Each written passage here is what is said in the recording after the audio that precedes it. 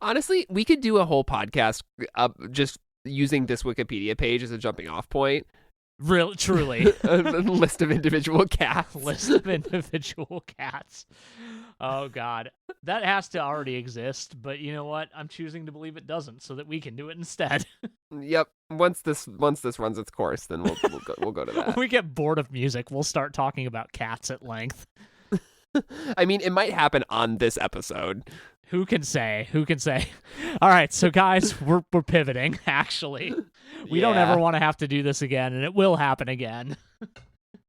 No, it's fine. It's not that bad. It's not good, but it's not that bad. No, we certainly will discuss worse albums over the course of this show. Most assuredly. Maybe, no, we haven't already. No, I don't think this is worse than, or I do think this is worse than Under the Blacklight. Yeah, I was more like, but is it less interesting than like like the Initial Friend? Oh, that's tough. But I don't know if it's fair because that is kind of like just a demo or whatever. It is unfair in that way, and it is also I would argue that I enjoyed this less than I enjoyed the Initial Friend. I think so too. I mean, Glendora is on the Initial Friend, so yeah, a lot of points for that. Yeah. A song that I still think about very often. We accidentally started the show before we introduced it, so we should do that. Oh shoot, yeah, we should.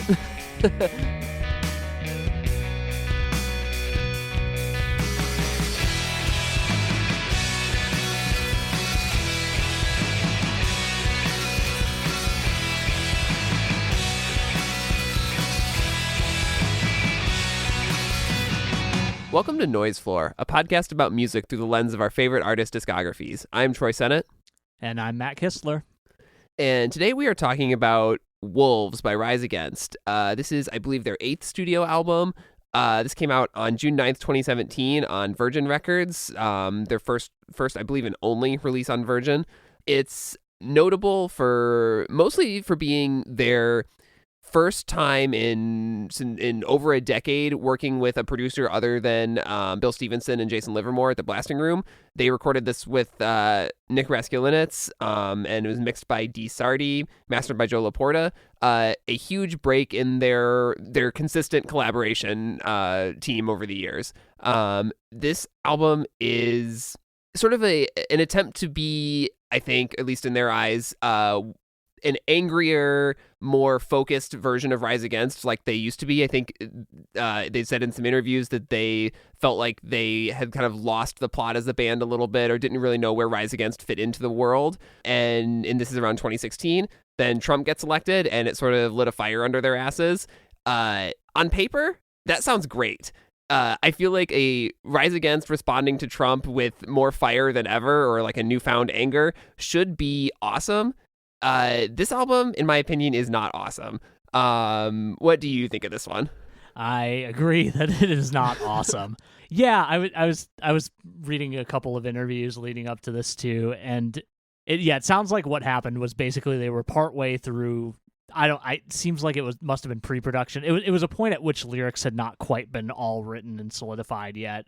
But most of the instrumental parts were down. We've talked about kind of their writing process in past episodes, so I won't belabor it too much. But about halfway through that, the election happens, and that kind of shifts the focus for a lot of songs. Like that's where we get songs like "Morning in America" and "Bullshit," and trying to think if there was one other very specific one. I think Welcome to the Breakdown. Welcome to the Breakdown is the one, explicit, like this is about Trump song. Yeah, and I know Tim had said like kind of more generally, he was like, I would prefer to attack the ideals that we, just unilaterally disagree with than just an individual person, which I think is, a good way to approach it because that's what Rise Against has kind of always done and more or less excelled at their entire career. But yeah, something about this one just doesn't quite land for me, and we'll talk about it more in depth. But I think just kind of like my general feeling on this album is it sounds like Rise Against but worse. Like I don't really know how else to put it. I mean I think that's kind of it. Like it sounds okay, the like production wise and like the sound of this record, like it sounds like Rise Against, maybe a bit sanitized. I don't Nick Raskulinecz I think of as like a Foo Fighters guy. I think he kind of came up in Sound City and he worked on some Foo Fighters records, but I think of him as like a sort of a hard rock but not punk producer. Yeah.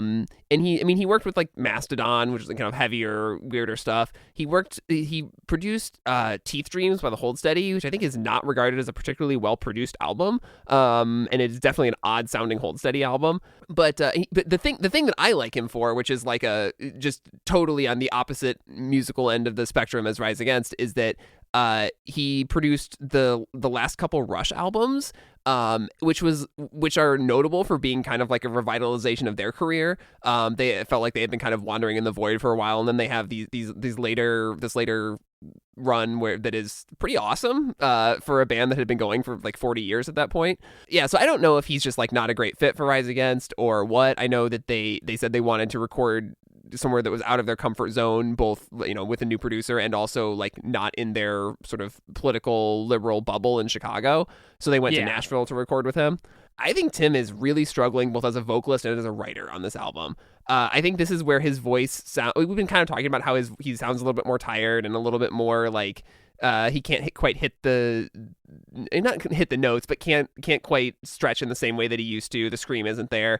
But I just think his lyrics are just not up to it on this album. Like he falls back on a lot of pretty lazy metaphors and generic imagery, and it's just like kind of pointing out the most obvious issues with the Republican Party or whatever, to the point where like this is the first Rise Against album to me that feels like it's preaching to the choir, which is what he kind of talks about on that episode of Lead Singer Syndrome, the podcast that he was on. He was like, we want to be challenging people. And like, I think that every Rise Against album, even though I largely agree with them politically, challenges me in some way. This one doesn't. This just feels like the things that I already think sung back to me. And I think that's a big part of why it isn't working for me. Yeah, I definitely agree with that. Like it feels like I'm gonna go back to the Black Market for a second, because that was kind of an album where they were talking about how they explicitly wanted to kind of do something different musically from what they have been trying to do musically and lyrically. And like I think we kind of arrived at like it kind of works. Like it's still clearly a Rise Against album, but like it feels different enough. This feels like Rise Against going back to the well, and like somehow the well is dried up. And like and it's not even that it's dried up, it's that like we are talking about the same things that we have talked about on many albums before, and it just does not feel as vital as it did at the time that those records came out, which is absolutely wild since we are at such a tumultuous, to say the least, time in like American history at that point. Like it feels like it should have like really lit a fire under their ass, but like it and I guess in ways it did, but it just doesn't feel like it's reflected in the lyrics at all. So do you think it's a case of like it's the wrong messenger? Rise Against isn't the right artist to be like sort of singing these songs or leading a protest against Trump. I mean, like it's good for anyone to do that, obviously, but like are they just is a band of 4 middle-aged dudes just not the right vessel for that? Well, when you put it that way, I think you might be right, but I mean sorry, go ahead. No. I mean, all I was going to say is that I think maybe, in this context, Rise Against isn't the band to, you might say, rise to the occasion, but it just, part of me wonders if this is a, like, being met with the absurdity of the moment. Like, how do you even talk about that, in a way that is, like, profound? Like, when you're, like, just to put it bluntly, when you're faced with such profound stupidity, like, how do you counter that in a way that it like is as cogent as it has been in the past? Like it feels like when I know we've kind of alluded to like maybe the Obama era of Rise Against like isn't their finest years, but like I do feel like Rise Against is a band that by and large has very good ideals, and I think that I agree with, I assume, most of what they believe in terms of like treating people with respect and maybe everybody has the right to live a, somewhat comfortable life without having to worry about being in mortal peril all the fucking time. I have a hard time feeling like this album dips into the kind of material conditions of people the same way that previous albums have, kind of reflecting against the backdrop of we'll just say a slightly more sane world, or slightly more sane United States. I don't want to say world because it's yes, it's not just an us problem, it's not just a Trump problem, but it is perhaps the most absurd backdrop we've had for one of these records. Yeah, and I think that you're kind of right on about the question of how do you respond to the absurdity feels like it should be the central question of this record, but it's not. And the parts of the album that explicitly leave you kind of hanging in uncertainty are the ones that I think work best. We'll get to those songs. I think I don't think that Politics of Love is the best Rise Against song or anything, but it's certainly the song on this album that made me think a little bit, and it was the one that I was I didn't expect them to write, I guess, if that makes sense. We'll get to it as we talk about it a little bit more in detail. Yeah. But there's moments on this record that work for me. But yeah, by and large, it feels like they're not saying anything on this album that I wasn't already thinking. Which is just, I don't know. It's just not where I want to be with a Rise Against album. And I wonder, I guess part of that too is their fans aged with them, and I would imagine that a lot of their fans sort of aged into this to a similar place in life, similar set of values, and also are just I feel like this album is pretty middlingly received, but there are certainly people that love it, and so it works for some people. I did not expect the first Rise Against album responding to Trump to feel like it had nothing new to say, which it's I don't know, it's just a bummer. Yeah, and I know we've seen in the past that people have talked about kind of the mix on this album being a little bit of a bummer. I don't get that for the most part. I think it mostly works. The one thing that I do think is not being done any favors on this album, and I'm talking about it here because I don't think it's specific to any song in particular. It's worse on some than others, but I don't want every album to sound like a band playing in a room together, obviously. Half the point of making an album is to make the coolest version of a song that you can. But this album in particular, Tim feels more detached from the rest of the band than I think he ever has. And that's not exclusively a mix thing, but when it is a thing that I notice that it feels like I'm hearing a guy in a vocal booth singing into a mic while he listens to playback. That's really weird, especially for a band like this. And I think it kind of lends. It makes me more cognizant of the, kind of lacking nature of the lyrics and maybe the vocals themselves in some cases. Yeah, I think it's funny to say that Tim's vocals are detached on this album. I think they are detached from the band a little bit on Siren Song, but he's sitting on top of the band and mixed in a way that he's right in your face. And yeah, I think on this album it is a much denser mix. And it doesn't have the clarity of a Chris O'Dowd mix, which no one does, but no. I know what you mean, that there's something there. It's just mixed differently. It is not. I don't think it's as bad of a mix as it's has a reputation for being. But it is. It doesn't sound like any other Rise Against album, and not in a great way. Yeah, definitely. It works sometimes, and I think that's about all I can give it. Yeah, there's elements of it. Well, which there's a couple that I'll call out as we're going through the songs. Totally. Yeah, we should jump into the songs though. Let's do it. Unless you have anything else beforehand. No, I don't think so. This album starts off with the title track "Wolves," which is kind of a classic Rise Against opener. It's a song about discontent, about resistance, about uniting against the powerful people in the world. It has this sort of, I guess the theme of the album is this, we are the wolves at the gate, sort of a rising up resistance kind of metaphor that is, I think, pretty bland and standard, especially for this band. This feels even more by the numbers than anything we talked about on the last couple albums. What do you think? Yeah, I think it sets a bad precedent in that way. That is the entire vibe of this song. Also, the opening in particular feels clumsy in a weird way.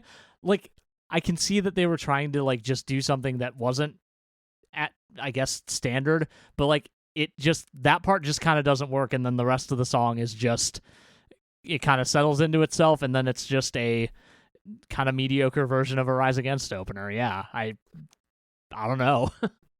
Yeah, for a band that has written some truly incredible opening tracks, it's already just not up to snuff. Not a good start. Yeah, definitely. And then after that is House on Fire, which is I did not catch this in the lyrics. I had to watch the little explaining the songs video to learn that this is a song about his daughter and about how it feels to be a parent to a teenager.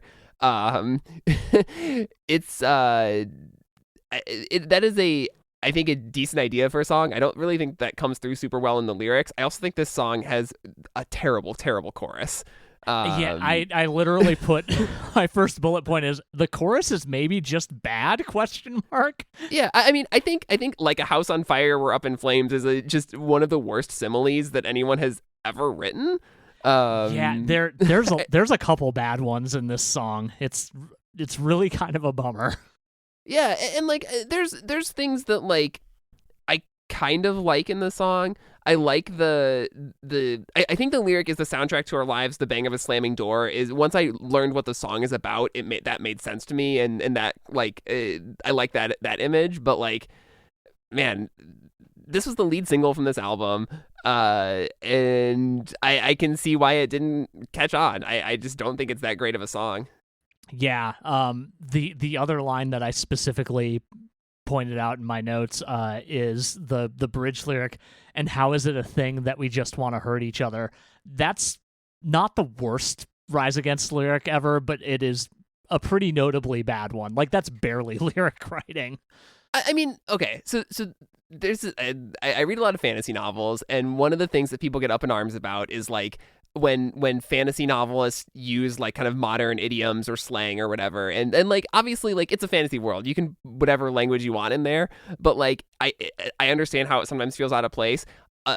Him singing how is this a thing is like, that is what that feels like to me, just a type of a line or a turn of phrase that just feels like just wrong for him to be singing. And I don't know.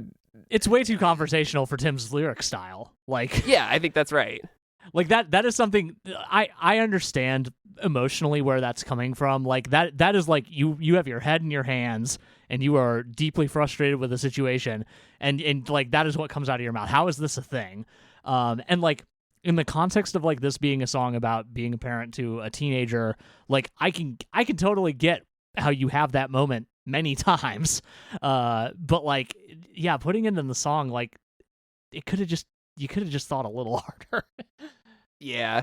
I mean, that's also kind of how I feel about the music video. Did you watch the music video for this? I did watch the music video. It's something. Literally about a guy being on fire.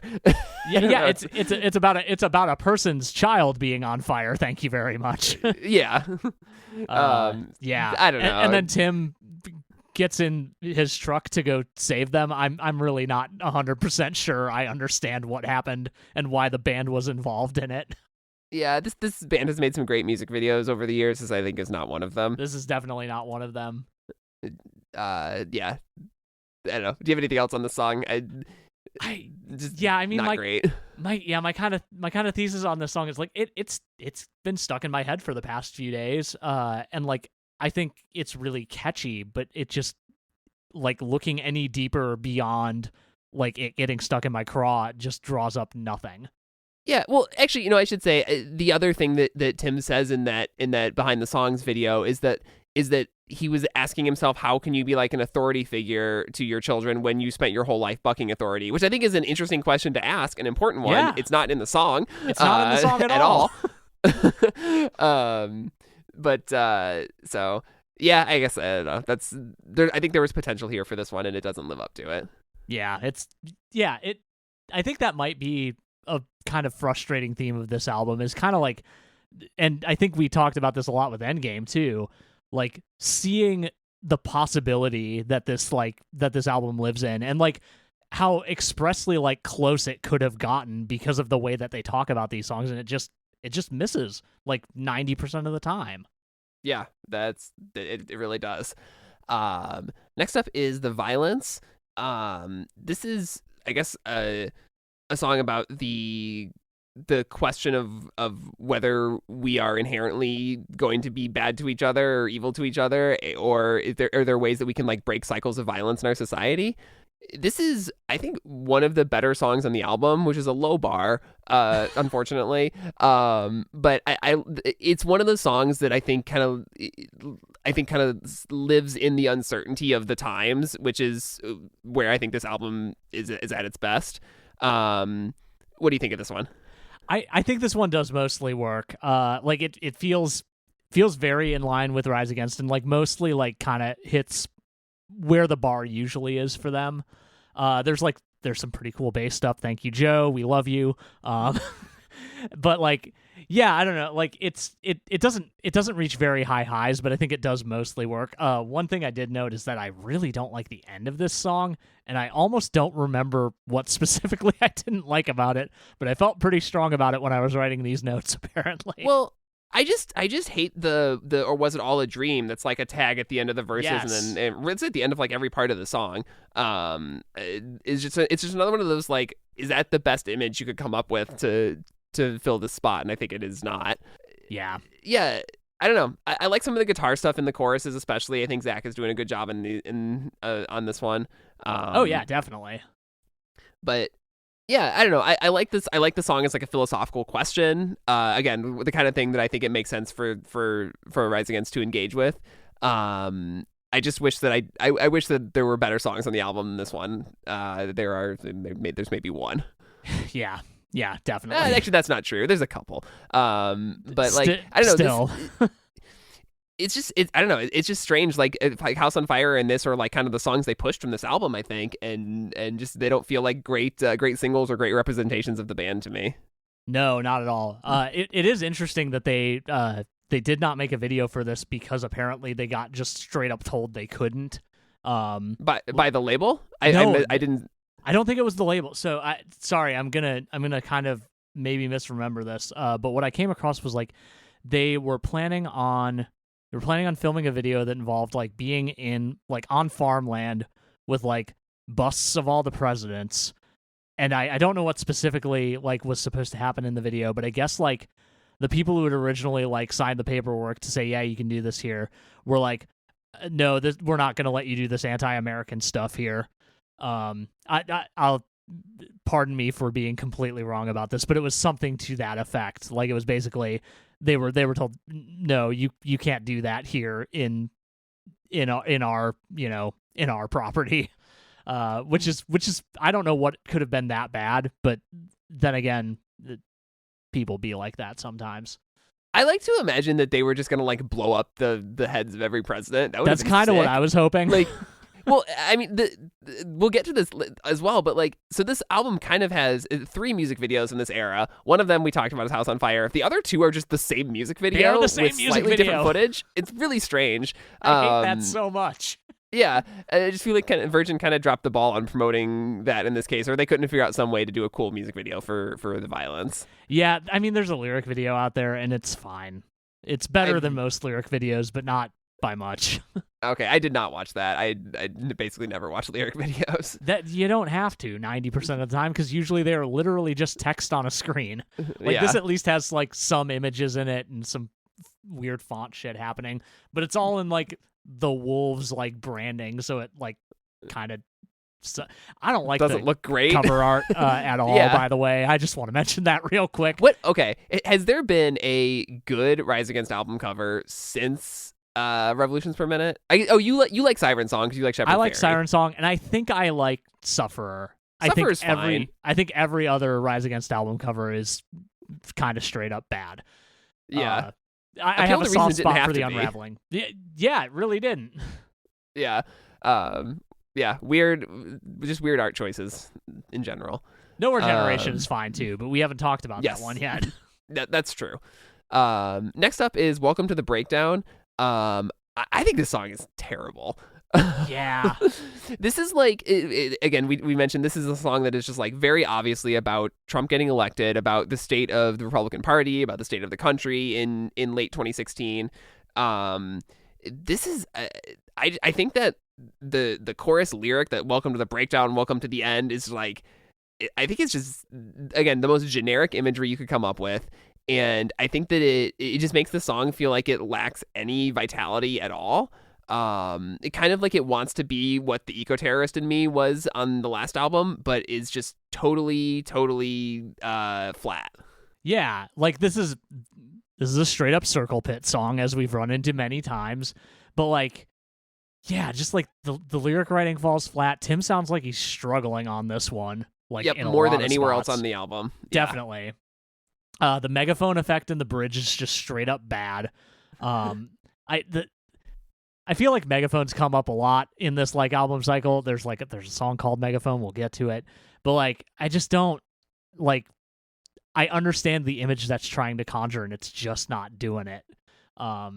Like yes, we know that we know how protests work. Well, some people know how protests work. Maybe some people don't. I don't know. But yeah, there's a megaphone. Like, it's a very distinct sound.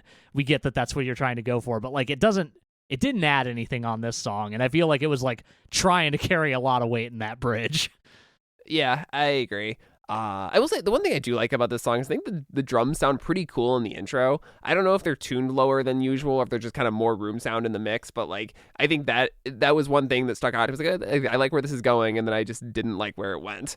Yeah, I think that's a fair assessment, and yeah, I think I would guess that it's mostly more room like sound, but I could also see them having done a lot of weird stuff with drums, going to a different producer and whatnot who does big rock records. Yeah, I mean, I don't know. I guess this is kind of the end of the song. Kind of, again, it does the thing that I like on this album, where it makes you kind of sit in the uncertainty of like, it's not much, but this is home and there's nowhere else to go. But like, I just, the song just feels like a total dud to me, except for that one little bit. Yeah. Another like nitpick on a line. When we all go deaf in the Chamber of Echoes is really, really bad. Yeah. You don't have to rearrange words just to like get them to fit a cadence. Like he could have just said echo chamber and it would have been fine. Yeah. It's fine. We don't need to worry about it too much. But yeah, this song mostly doesn't work for me, and that's a real bummer, because like it's really supposed to be like the big, like, yep, we saw the results of the 2016 election and some of the early things that happened with this administration, and this is what we wrote about it, and it just don't work. Yeah.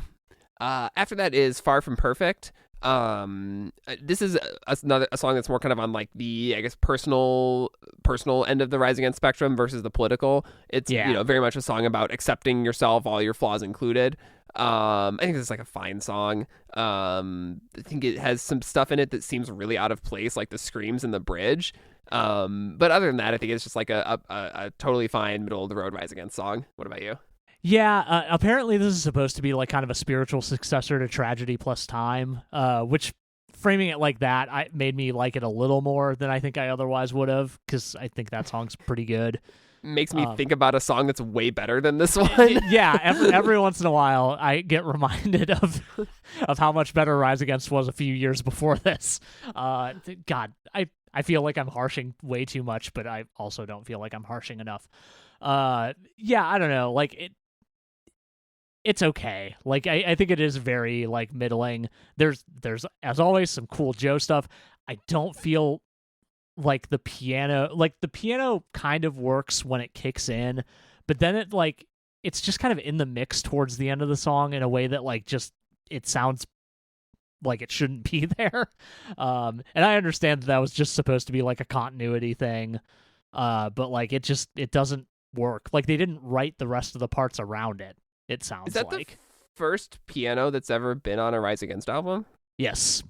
Okay, I think I missed, because it's not in. No one is credited as the piano, like playing piano on, at least on the credits that I saw. So maybe I just totally missed that in the mix. But like they do not use keyboards really ever, I guess, up until now, and then more so on the next album. But not really a hallmark of their sound. But yeah, like it's only there for like 20 seconds or something like that. Like it's not very long, but like it's very prominent for a little bit, and then it's just kind of like middle of the mix, like being played around by, you know, a normal Rise Against song, and it's just like it's kind of like the string intro on the Great Die Off.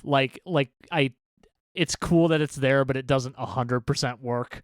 And it they works don't lean even into less it. here. Yeah, it works less here than it does on, once again, on an album that came out before this that I think is better.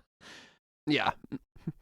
After that is Bullshit. The song that is bullshit. I don't know. That's the dumb joke. No, this song just it's. I understand what the song is doing. Like, sure. I think they're writing about, you know, he's writing about the Republican Party just capitulating to Trump and all, you know, just kind of collapsing in on their worst influences or their worst like impulses. That's a good thing to write about. This song feels like it was written by like a 10-year-old who just learned how to swear for the first time. It is not good. Yeah, man, the fucking oh no's are so bad. I don't understand why they're there. Like that lends even more credence to the 10-year-old theory. But yeah, I think the only good thing I had to say about this song is the lead into the bridge is kind of cool. And like, yeah, that first bridge or first verse being like it could be interpreted as like kind of the capitulating to Trump from like the right side of our, you know, two-party system. But like it is, from what I can tell, a little bit more about general apathy, which like is a classic Rise Against theme. But again, we really don't land or stick the landing on this one, and it's not working as a result. If it was like a thing where his daughter wrote the lyrics for the song, I think that'd be fucking sick. That would be amazing. It is so hard for me to listen to this after like, you know, years and years of loving like Revolutions Per Minute and Siren Song and like taking this song seriously. This song does not make sense to me. No. And my only other note here is, okay, what's going on with the breakdown vocals? Like, I truly don't know what was being gone for there. Like, usually I can see the vision, even if it's not a good vision or not a good execution of the vision. This one just left me stumped. Yeah. A little less spent on the song, the better, I think. Yeah. So then after that is Politics of Love. This is a song that I actually really like. It's a song very much about seeing like a loved one, a relative, a family member get pulled into the like Fox News, OAN conservative reactionary world, and like wishing that you had like talked to them about or tried to like reach them before they were kind of too far gone. I think this is a really poignant song and like a sort of different angle of what to write about when you're thinking about 2016 than the rest of the album. What do you think of this one? Yeah, I think this one does like mostly work in that like it really is going at the. I mean, we've talked about this with previous records. Like sometimes Rise Against really nails it with talking about the intersection of the personal and the political, and like it doesn't get much more personal than your familial relationships that you've had your entire life. Like that's a tough thing to contend with, and it's, you know, and I think it's a tough thing to probably write a good song about, and I think they mostly succeed here. Yeah, I mean, and it's like it's a tough thing to like live with too, and that's what's the best part of the song is like it gives you no answers. It just makes you sit and reflect at the end about like it's you're just living in the regret and about seeing this, you know, what probably may have been at one point like a sort of rock, a solid part of your world, feeling like you don't recognize it anymore.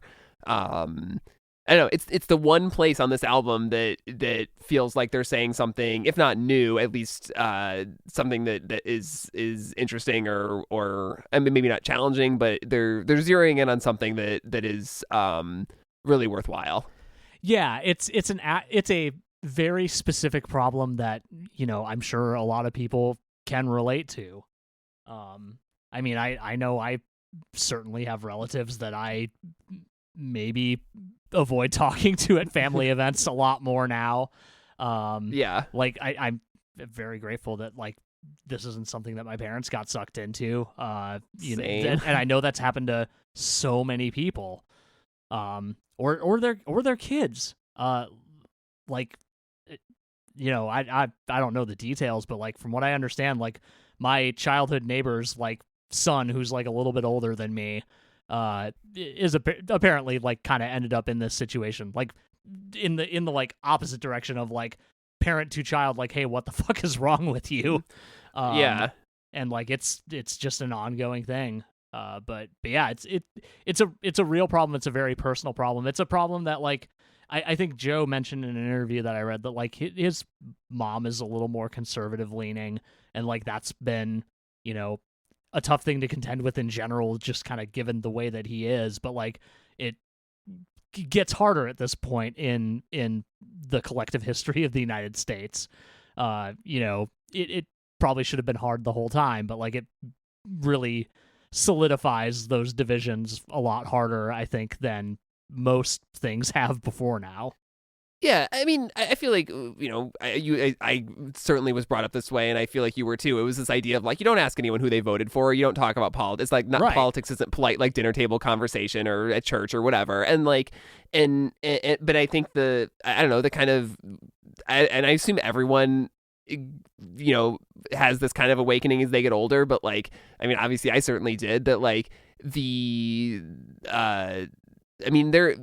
At some point, and I mean, to me, it was 2016 where it was really like, oh, you know, who you support politically, especially, you know, if it's Trump, says something about you and about your values and your beliefs, and like, and it gets harder and harder to see people who would support Trump and not, you know, and say that like, you know, not just assume that they support many of his worst, you know, his worst ideas, his worst.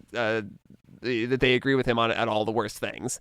So yeah, I don't know. It's like I said, I like that the song gives you no answers because I don't think there are good answers. No, definitely not. It is tougher than like I know plenty of people have just gone like full cutting off in situations like that, and that is very noble. It's a tough problem that doesn't have a good answer, I guess. You know, I don't want to say an agreeable answer because like that feels diminutive, but you know what I mean. Well, right, and the whole point of Rise Against as a band is that like you don't have to be agreeable. Like that's you know, but you know, there are, it's exactly what you said. There's in a lot of these cases it's not something you can just kind of let go.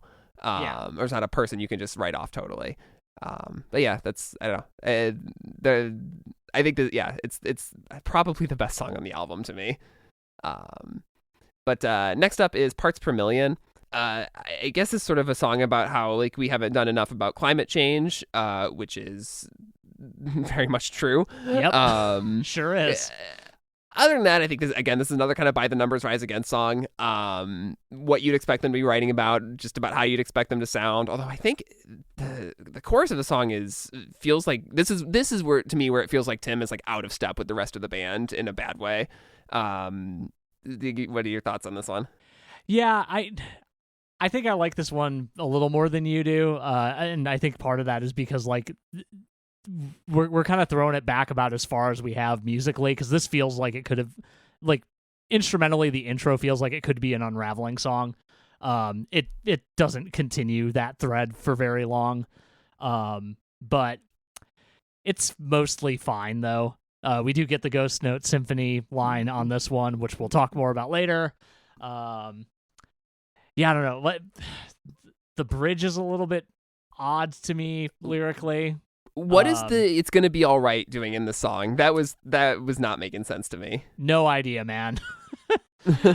Like it's the cadence of it going into that kind of heavy instrumental is pretty cool, but like the line itself is just okay. Like what is it about this person's eyes that has made everything all right? Because I want me some of that. Yeah. Yeah, I don't know. It feels a little disingenuous when it gets to that point. I don't know if it's supposed to be like sarcasm or what. That wasn't how I read it. Maybe I just don't have the right read on the song in general, though. I'm not sure. It feels like we lose the climate change thing a little bit at certain points in this song, which is not great, given that it like really could just be a song about that and it would be fine. But I don't know, man. Yeah. We'll just move on. Next up is Morning in America. I actually kind of like this song. I think this is the one place where they stretch themselves musically in a couple of interesting ways. And it feels like it's a little more pop punk than the heavier stuff on this record. I think the chorus is really catchy, maybe too catchy for what the song is about. It is so catchy. It's like absurd. I don't know. It reminds me of another band, and I wasn't able to place it, but I don't know. This is another one that it feels like it's about the uncertainty. It's about the like not quite sure how we got here, but things aren't great right now. And again, not really offering like answers, just kind of like sitting in the uncertainty, which I think is again where this album thrives. Yeah. I think Tim had mentioned that this was like kind of one of the early like post-election lyric situations that was written, and I think it is interesting because he talks about kind of like, oh yeah, that like I didn't want all the songs to be bummers like this one, and it is very interesting that we get this against this like very catchy, very pop punk informed backdrop. But yeah, I don't know. Like the song started off, and I was like, man, if you're gonna do the America with a K thing, like you got to write a more banging song than this. And then like as it went on, I was like, okay, you know what? Fine.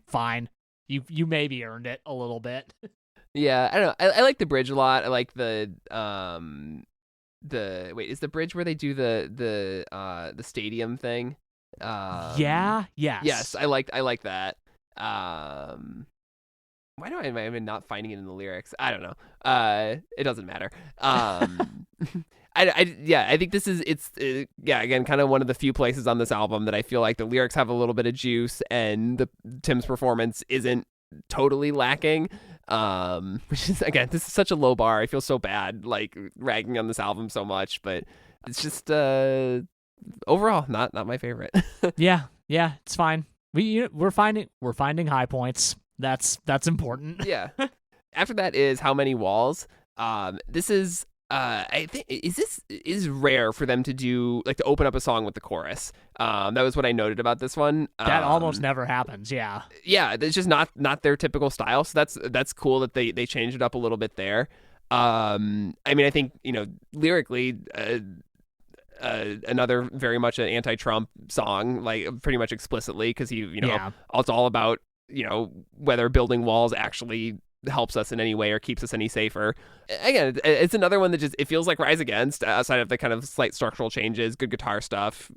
It rocks, but it's not like it's not gonna make my anywhere near my list of favorite Rise Against songs.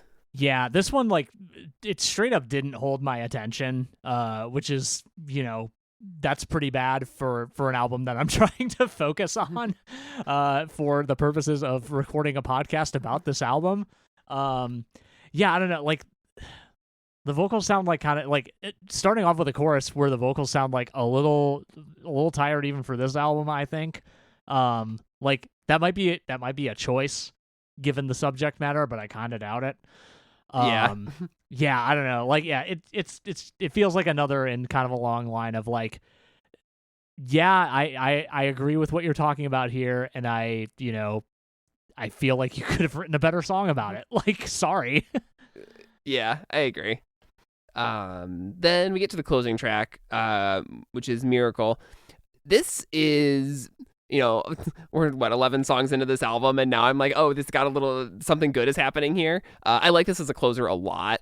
I think this is again one of the places on the album where they kind of hone in on something that is a little bit different than what they typically write about. I think the song is very much about the idea that like the left, maybe not the far left, but like the left or liberals in general have this idea that like if we elect a Democrat president, everything will be good again, or someone is going to come in and kind of fix everything for us, or a punk rock band will release a great record and kind of lead the way, like, and right. I think it's this idea that like there's nothing that is going to fix everything for you, like you have to do it yourself. And I think that is a good note to end the album on. Yeah, and like it's once again like a very Rise Against thing to write about, but like it is kind of taking a novel approach to getting to that point of like, yeah, nobody is going to do this for you, like especially not elected representatives. Like we've realized that at this point, and if we haven't realized that at this point, we've realized it at this actual point in our history where we've rounded back to where we were at this point. God, I said this point a lot of times. You all know what I mean, though, because I live in America, and therefore I'm going to talk about America. Yeah. Yeah, like very history repeats itself type stuff. Like, I don't think the verses on this song are great. I feel like this song, the choruses were written first, and the verses maybe were written as a way to get there. Like, they're not bad. They're just not like, they're not as standout as I want them to be for a song like this. Yeah, I'll agree with that. But my one mix thing for this song, what the actual hell is going on with the snare and the breakdown? Like, just completely different snare tone. Like, it's not even the slam snare. It's not the Saint Anger snare. It's just weird, and is only weird like that for about 10 seconds. And it just does nothing for me. I missed the snare change there because I was too busy focusing on how much that bridge riff sounds like Yellow Card. I'm not sure if that's complimentary or not. I don't know that it is. I feel you. I love Yellow Card. I just did not expect Rise Against to have such a like major key happy like bouncy guitar riff there. Yeah, that is pretty wild. I still like the song a lot. I think it mostly works as the closer, which is a good thing for Rise Against, because we've had a couple of duds in their discography at this point. A couple, yeah. It's the best closer since Survive, probably. Yeah. Yeah, and then there's a couple of bonus tracks, which I saw somewhere, citation needed, but that these were bonus tracks mostly because the lyrics weren't done in time. I don't know how true that is, but I think they're at least as good as at least half of the album. Megaphone and Broadcast Signal Frequency are the two songs. Do you have any strong feelings about either of these? No, I feel like both of them would have fit pretty okay with this album, and they would have been, I don't think they would have been standouts by any means, but like, I feel like they're on the level for the most part. I do like that part of Broadcast Signal Frequency appears to be about being a cyber criminal, which I find very fun. I wish they would have leaned harder into cybercrime than like trying to do this weird, like talking about like kind of maybe pirate radio, but also like hacking the mainframe a little bit. And I'm saying hacking the mainframe unironically. Pretty much every fucking government software is run on the oldest fucking technology you've ever heard of. Like the city of Chicago has used it, or I believe still has stuff built on mainframes. Like this is not a joke. It wouldn't surprise me. I do like that Megaphone is, I guess, where they were keeping the bass riffs the whole time. Yeah. Yeah, good Joe intro on that one. Yep. The chorus of Megaphone I think is really good. And maybe not lyrically, but like it's catchy. It's it has, this is the one that has the same music video as Bullshit, which like they could have just swapped those two songs and that would have been fine. It would have been totally fine. Yeah, I would have been much happier. Well, maybe not much happier. I would have been happier with the album. But yeah, I don't know. I think these are like I said, they're fine bonus tracks. Nothing like too interesting going on there. Yeah. So then the following year in 2018, they released the Ghost Note Symphonies Volume 1, which is an acoustic album, sort of a career-spanning collection of acoustic songs, rearranged and recorded at the Blasting Room with Bill Stevenson again. I don't think we need to go track by track through this, but we should hit some highlights. Do you like this as a project? And any particular favorite songs? I think I do like it. I don't think all of these songs work as acoustic things, but I like the exercise of kind of doing this career, maybe not fully career spanning thing, but like largely career spanning thing where you kind of relitigate some of your earliest work as alongside some of your newest work as these like fleshed out to a certain degree acoustic arrangements, some of these notwithstanding. I think the boldest move on here is doing Faint Resemblance as a ukulele song. Oh yeah, it's awesome. That is it's great. I kind of love it.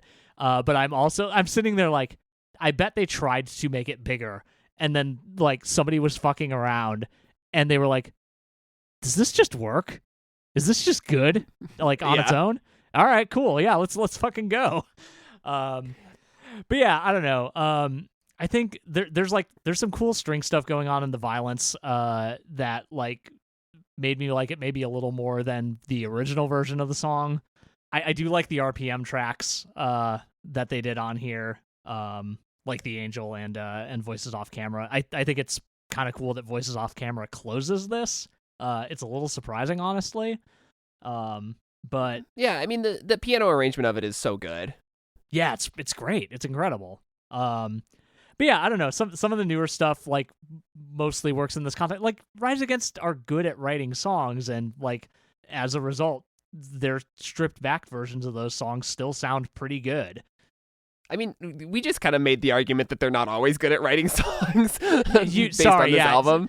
I'm saying when given an entire career's worth of songs and they get to select which ones they're going to make into acoustic songs, they can make a 10-song collection that's pretty easy to hang with.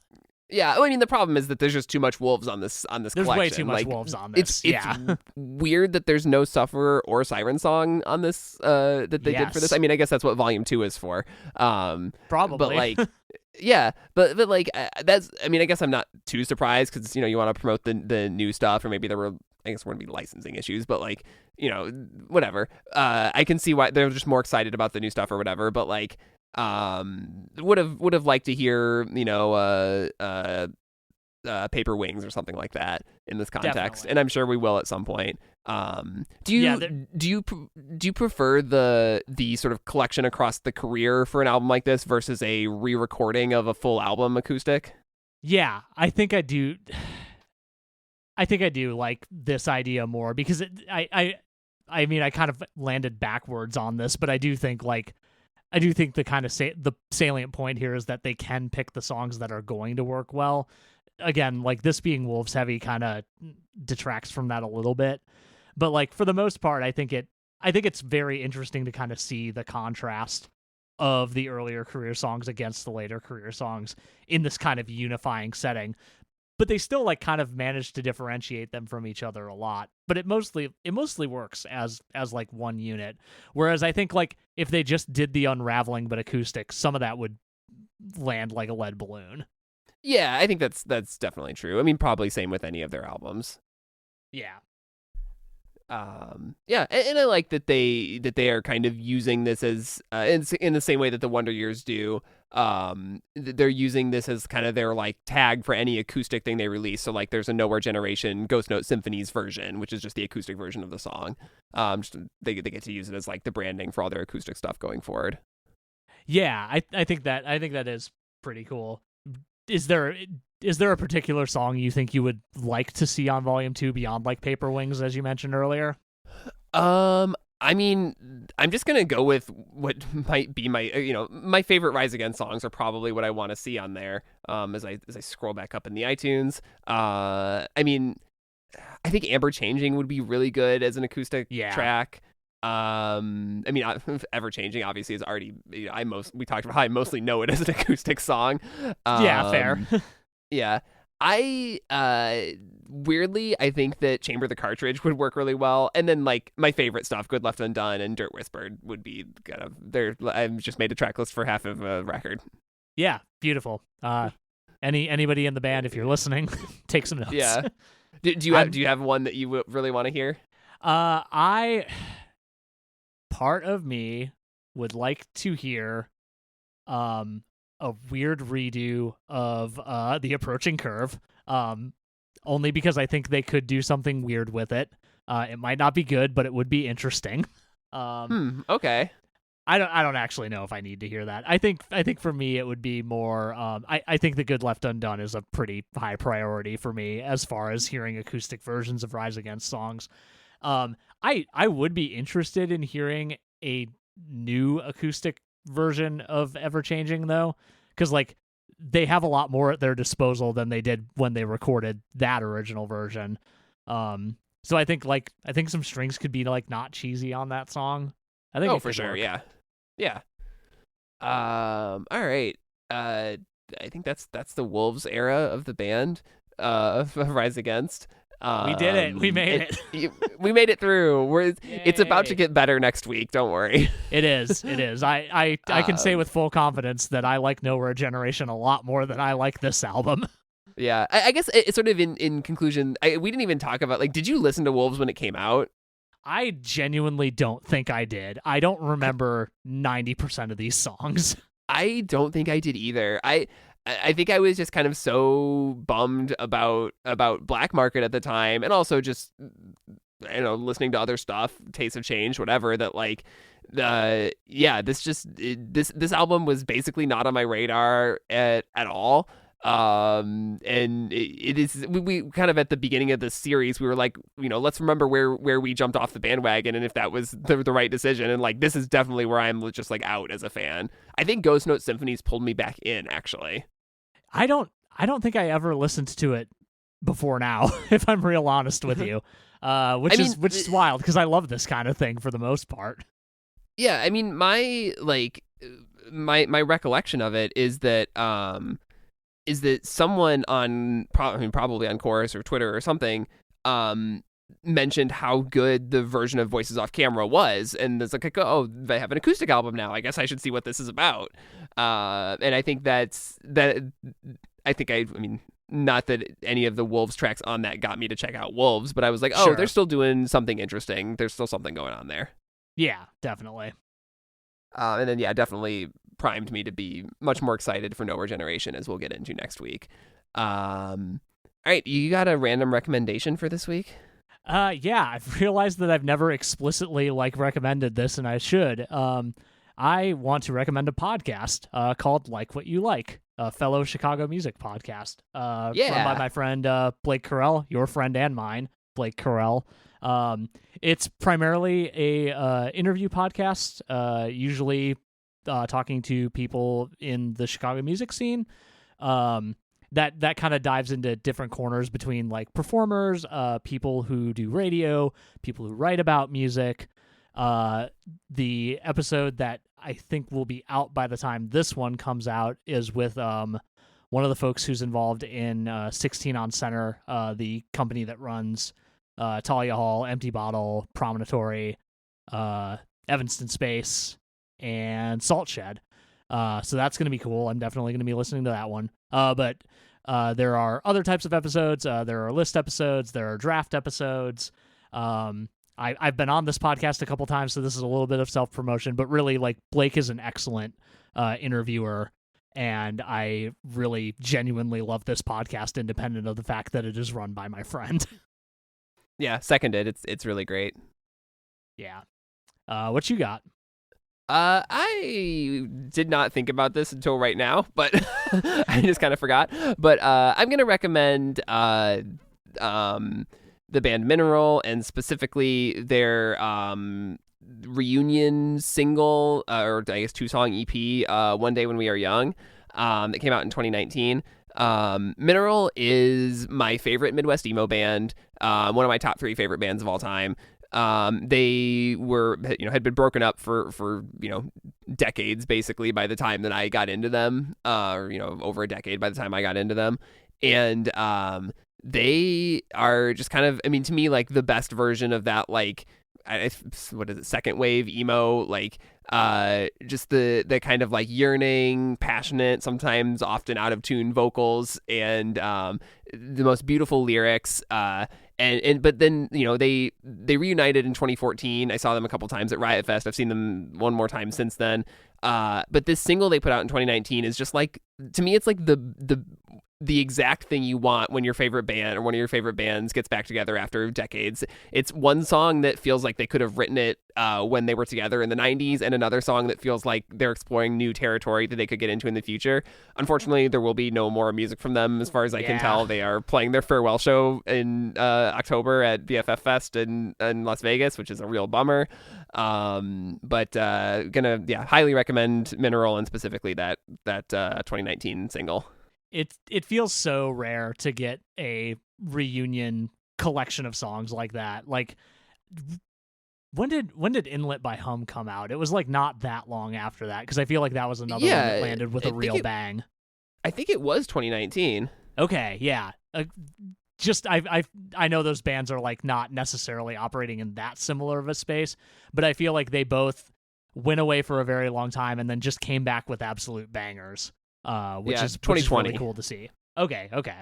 Yeah, Inlet came out in 2020. Yeah, that's a good call out. That's one that's I have an easier time thinking of the bad ones, like the Further Seems Forever reunion album with Chris Carava, than I do like the really good ones. Yeah, that's fair. They do stick out. Yeah. I don't know. I think that all these like legacy bands that reunite should keep making records. I think that I do too. It's cool to see bands do more stuff like that as they age. I mean, the Get Up Kids is a great example. They've made a couple records since they got back together, and they're all pretty good. Yeah, they are actually very good still, it turns out. I'm secretly hoping we get some more Empire stuff now that force that isn't the Lions winning the Super Bowl has brought them back. I mean, I think that at least with Empire, like Keith is still making stuff with Mount Oriander and partying. True. And so you get some stuff that sounds enough like Empire. Yeah, that's fair. I mean, and I guess the same is true of Mineral, where Chris Simpson is has Mountain Time and some other bands. But yeah, no, we'll do a Mineral mini series someday. Yeah. All right. That I think is it for this week.